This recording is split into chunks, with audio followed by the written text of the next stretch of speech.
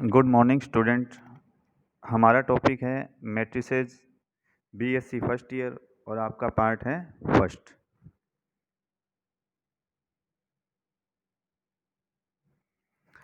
तो सबसे पहले मैट्रिक्स की परिभाषा या definition, a system of an objects और quantities arranged in rectangular arrays that is in the form of ordered set of m row and each row consisting of an ordered set of small n columns is called a matrix। जब mn राशियों या संख्याओं का निकाय small m पंक्तियों तथा n स्तंभों में सुनिश्चित क्रम में व्यवस्थित होती है अर्थात आयताकार क्रम विन्यास के रूप में होती है, तब उसे अवयव या मैट्रिक्स कहते हैं। तो कहने का मतलब है कि mn राशियों या संख्याओं का निकाय जिसमें स्मॉल m पंक्तियों तथा स्मॉल n स्तंभों में सुनिश्चित क्रम में व्यवस्थित होती है अर्थात आयताकार क्रम विन्यास के रूप में होती है, तो उसे क्या कहते हैं? मैट्रिक्स कहते हैं। तो elements of A matrix, matrix के अवयव। डेफिनेशन, पंक्तियों अथवा स्तंभों में प्रयुक्त राशियां या संख्याएं उस मैट्रिक्स के अवयव कहलाती है। तो पंक्तियों और स्तंभों में जो राशियां प्रयुक्त होती है वो क्या कहलाती है? मैट्रिक्स के अवयव। रिप्रेजेंटेशन ऑफ ए मैट्रिक्स, तो मैट्रिक्स का निरूपण। मैट्रिक्स की पंक्तियों तथा स्तंभों को निम्न प्रकार के किसी कोष्ठक में लिखकर व्यक्त करते हैं। तो ये मैट्रिक्स के कई रूप हैं। पहला रूप हो गया सेकंड और थर्ड। तो यहाँ हम मैट्रिक्स के निरूपण में सर्वाधिक प्रचलित बड़े ब्रैकेट वाला ही प्रयोग करते हैं। तो नोटेशन, संकेतन, मैट्रिक्स को प्राय अंग्रेजी वर्णमाला के बड़े कैपिटल अक्षर कैपिटल ए बी सी आदि से व्यक्त किया जाता है। जैसे कैपिटल ए इक्वल टू, तो मैट्रिक्स के अंदर रो में तो है ए बी और सेकंड रो क्या होगी? C D. इसी तरह से कैपिटल बी और कैपिटल सी, ये मैट्रिक्स के रूप हो गए दिखाने के। ऑर्डर ऑफ द मैट्रिक्स, तो मैट्रिक्स का क्रम। यदि किसी मैट्रिक्स में स्मॉल m पंक्तियां तथा स्मॉल n स्तंभ हो तो इसे m इंटू n या m/n क्रम की मैट्रिक्स कहते हैं। तो किसी मैट्रिक्स में m पंक्तियां और n स्तंभ हो तो उसे m इंटू n क्रम की मैट्रिक्स कहा जाता है। अब जैसे उपर्युक्त मैट्रिक्स, तो कैपिटल A इक्वल टू ये क्या होगी? 2 इंटू 2 की मैट्रिक्स होगी। और B क्या होगी? तो 3 तो इसमें कॉलम हो गए और 4 नहीं, 3 तो रो है और 4 क्या है इसमें? कॉलम। तो 3 इंटू 4। और C में क्या है? रो और कॉलम दोनों ही 3 3 है, तो ये क्या हो जाएगी? 3 इंटू 3 क्रम की मैट्रिक्स। अब सावधानी या क्वेश्चन, मैट्रिक्स का क्रम लिखने में पहले पंक्तियों की संख्या लिखी जाती है। तो मैट्रिक्स का जो क्रम लिखा जाता है तो उसमें सबसे पहले तो क्या आएगा? पंक्तियों की संख्या, तथा फिर क्या लिखी जाती है? स्तंभों की संख्या लिखी जाती है। General form of the matrix, तो मैट्रिक्स का व्यापक रूप। जब m इंटू n संख्याएं स्मॉल m पंक्तियों तथा स्मॉल n स्तंभों में एक सुनिश्चित क्रम में व्यवस्थित हो तो इन संख्याओं की मैट्रिक्स कैपिटल A माना निम्न प्रकार लिखते हैं। तो कैपिटल A इक्वल टू, तो मैट्रिक्स फर्स्ट रो के अंदर A11 A12 dash dash A1J dash dash A1N। इसी प्रकार से लास्ट रो क्या हो जाएगी? AM1 AM2 dash dash AMJ dash dash AMN। तो यह है मैट्रिक्स का व्यापक रूप। यह मैट्रिक्स का व्यापक रूप कहलाता है। इसमें प्रत्येक अवयव की स्थिति उस अवयव के अनुलग्न या सफिक्स युग्म से प्रदर्शित होती है। युग्म का पहला अक्षर पंक्ति तथा द्वितीय अक्षर स्तंभ की संख्या को प्रदर्शित करता है। तो आपको बताया सबसे पहले पंक्ति की संख्या लिखी जाती है और बाद में स्तंभ की संख्या। अब जैसे अवयव one I J matrix A की ith पंक्ति तथा jth स्तंभ में है। ith तो क्या है, पंक्ति है, और jth क्या है, स्तंभ। तो संकेतन या notation A M into N या ए आई जे, जहाँ आई इक्वल टू क्या हो जाएगा 1 से लेकर m तक और j क्या हो जाएगा 1 से लेकर n तक, 1 2 3 डैश डैश n। तो matrix A M into N की आईवी पंक्ति ith रो को ए आई से प्रकट करते हैं। यथा ए आई इक्वल टू तो हो जाएगा a I j, a i one, a i two, a i three dash dash a i n. तथा जेवें स्तंभ को jth कॉलम को ए जे से प्रकट किया जाता है। यथा a j equal to a one j column के अंदर, तो वो ऊपर तो क्या था, रो था, रो को तो शो कर ही दिया ए आई के द्वारा, और कॉलम को कैसे करते हैं ए जे से, तो a one j, a two j dash dash a m j. इस प्रकार मैट्रिक्स ए को प्रथम पंक्ति A1 के नीचे द्वितीय पंक्ति A2 के नीचे तीसरी पंक्ति A3 डैश डैश को लिखकर प्रदर्शित करते हैं। इसी प्रकार मैट्रिक्स ए को प्रथम स्तंभ A1 के पश्चात द्वितीय स्तंभ, A2 के पश्चात तृतीय स्तंभ A3 डैश डैश को लिखकर भी दिखाया जाता है। इस प्रकार मैट्रिक्स ए इक्वल टू, तो ये column matrix A1 A2 dash dash AM equal to, और ये हमारे पास row matrix A1 A2 dash dash AN। तो मैट्रिक्स के विभिन्न प्रकार, various type of matrices. Definition, row matrix पंक्ति मैट्रिक्स। यदि किसी मैट्रिक्स में केवल एक ही पंक्ति हो तो उसे पंक्ति मैट्रिक्स कहते हैं। मैट्रिक्स में केवल एक ही पंक्ति हो, तो जैसे उदाहरण के लिए ए, कैपिटल ए इक्वल टू क्या हो गया, ए और बी दो एलिमेंट हैं, तो इसमें क्या एक ही पंक्ति है, तो ये क्या होगा, पंक्ति मैट्रिक्स। इसी प्रकार से बी और सी उदाहरण है हमारे पास। सेकंड, कॉलम मैट्रिक्स, स्तंभ मैट्रिक्स। यदि किसी मैट्रिक्स में केवल एक ही स्तंभ हो तो उसे स्तंभ मैट्रिक्स कहते हैं।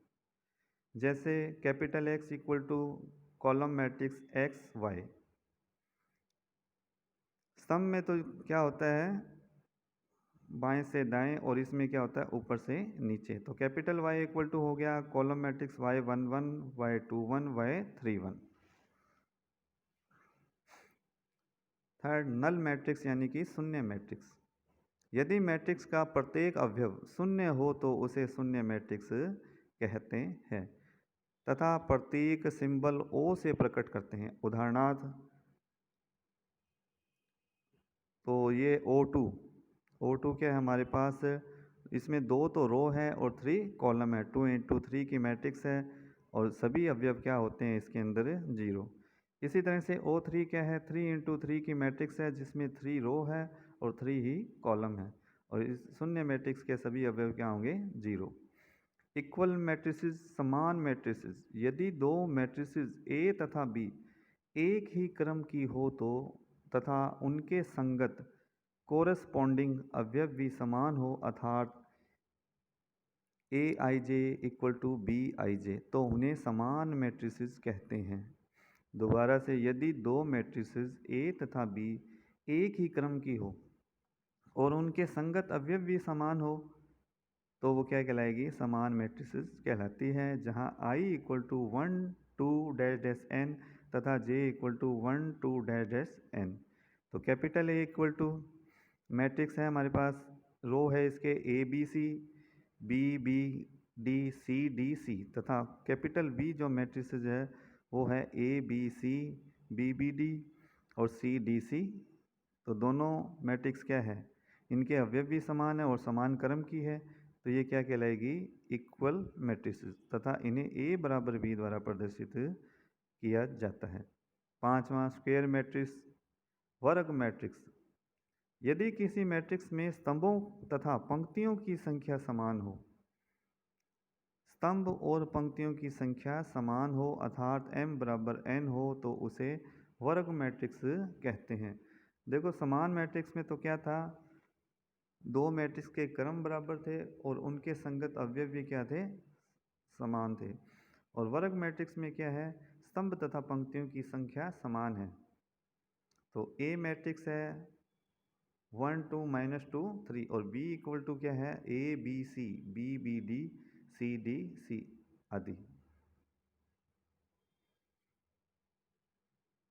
तो इसमें क्या है, रो और कॉलम की संख्या समान है। ए में क्या है 2 × 2 यानी रो भी 2 है और कॉलम भी 2 है। और बी में क्या है, रो 3 है और कॉलम भी 3। यहाँ अवयव A11 A22 dash A33 dash equal dash dash ANN को विकर्ण के अवयव कहते हैं। अब trace of wave matrix, matrix की ट्रेस, विकर्ण के अवयवों का योग sigma a I matrix A की ट्रेस कहलाती है, जिसे TR कैपिटल A से व्यक्त करते हैं। विकर्ण के अवयवों का योग मैट्रिक्स ए की ट्रेस कहलाती है। तो trace a equal to sigma a आई।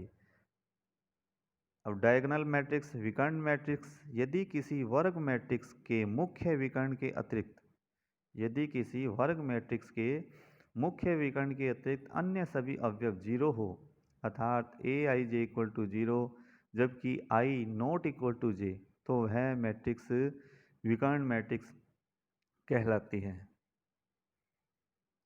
तथा यदि विकर्ण के अवयव A11 equal to D1, A22 equal to D2 dash comma dash dash ANN equal to DN, इसे प्रतीकात्मक रूप में D diagonal D1 D2 dash dash DN से प्रकट करते हैं। मुख्य विकर्ण के अतिरिक्त सभी अवयव क्या होते हैं, इसमें 0 होते हैं विकर्ण मैट्रिक्स में।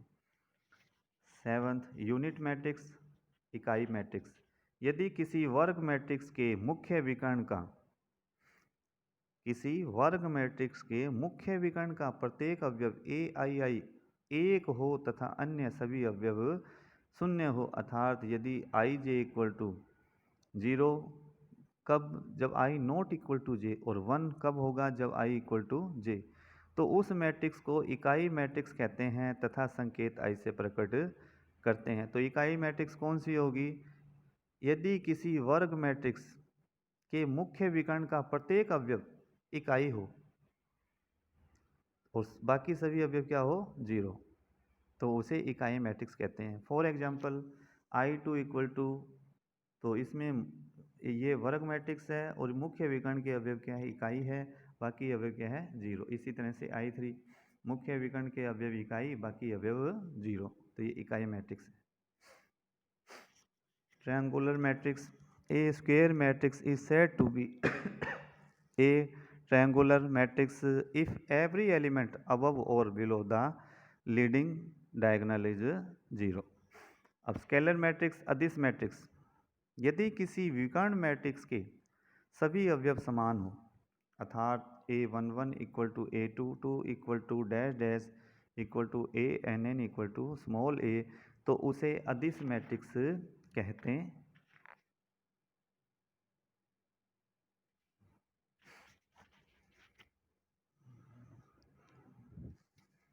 अलजेब्रा ऑफ मैट्रिक्स,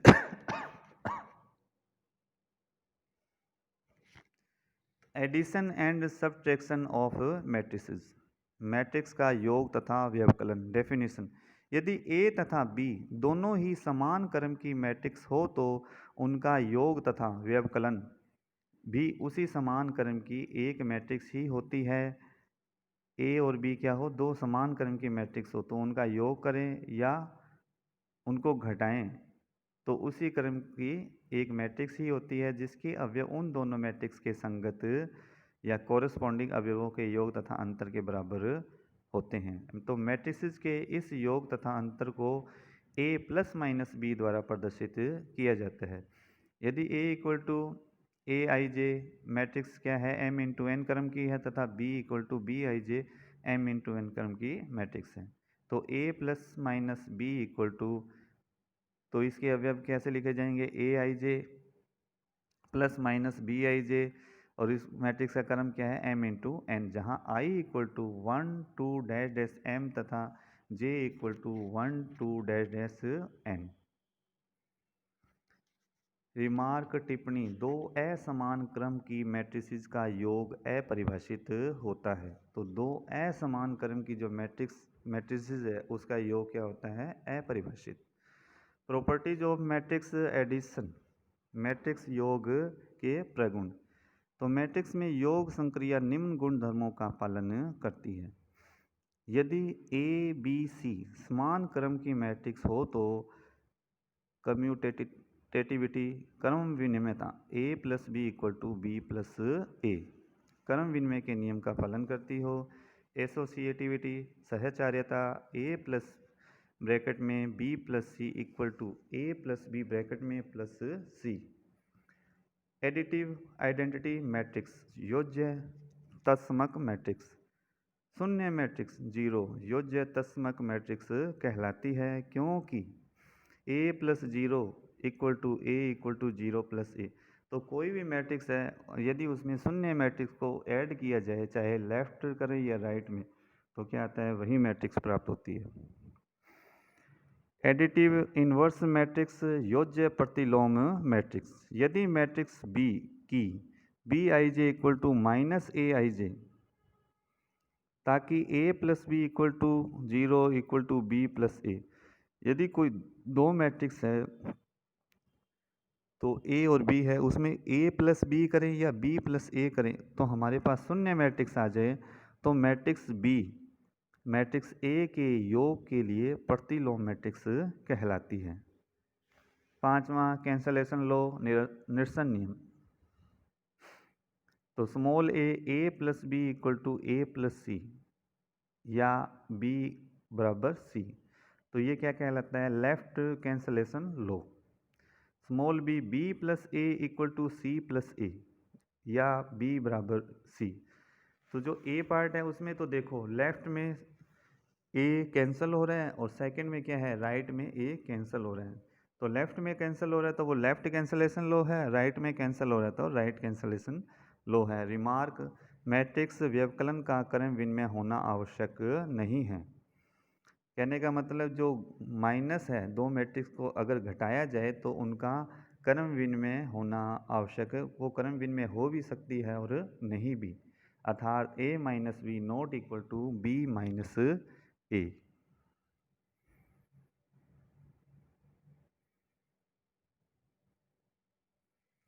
तो धन्यवाद, इसके आगे का आपको सेकंड पार्ट में बताया जाएगा।